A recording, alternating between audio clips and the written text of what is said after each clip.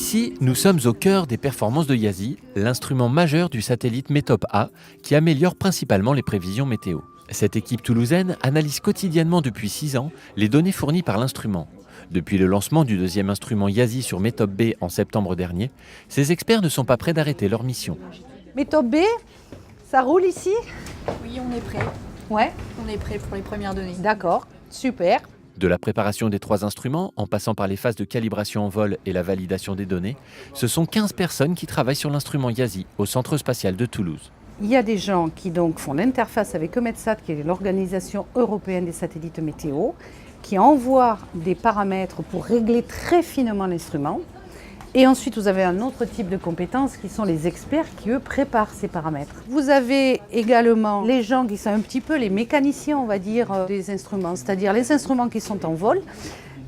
S'il y a une anomalie quelconque, ça peut arriver sur YASI, METOP-A, on n'a rien eu à part ce qu'on appelle les ions lourds, c'est-à-dire ce sont des particules qui viennent frapper certains équipements. C'est le seul problème qu'on a. On a un instrument qui marche parfaitement depuis 2006 et c'est bien pour ça qu'on est très très confiant pour le second. Identique au premier instrument embarqué sur METOP-A, YASI sur METOP-B est venu le rejoindre, ce qui va permettre d'assurer la continuité des données et d'alimenter les modèles de prévision météo. Mais pas seulement, YASI permet aussi de comprendre les phénomènes atmosphériques, en particulier liés à la pollution industrielle ou naturelle.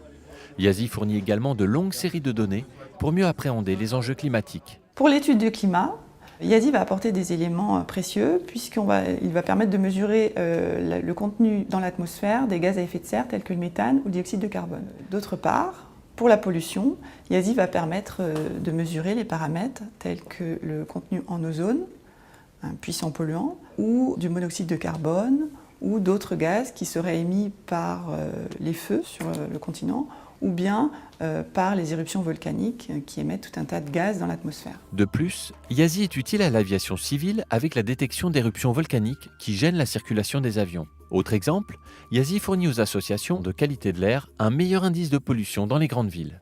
Le principal intérêt de cet instrument étant qu'on voit l'atmosphère quelque part en 3 dimensions. On a cette carte 2 dimensions qui nous fournit une mesure à 9h30 par exemple du matin. Mais le fait d'utiliser tous ces canaux-là nous permet d'avoir accès à la composition atmosphérique et à la température à différentes altitudes de l'atmosphère, entre 0 essentiellement et 30 km.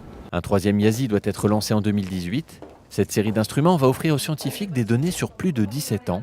En attendant, les données de YASI sur METOP-B sont très attendues par les communautés météo, chimie atmosphérique et climatologie. Donc là, on est tous dans les starting blocks, on est très impatients et on n'a vraiment qu'une envie, c'est que ça arrive et ça sera sous peu.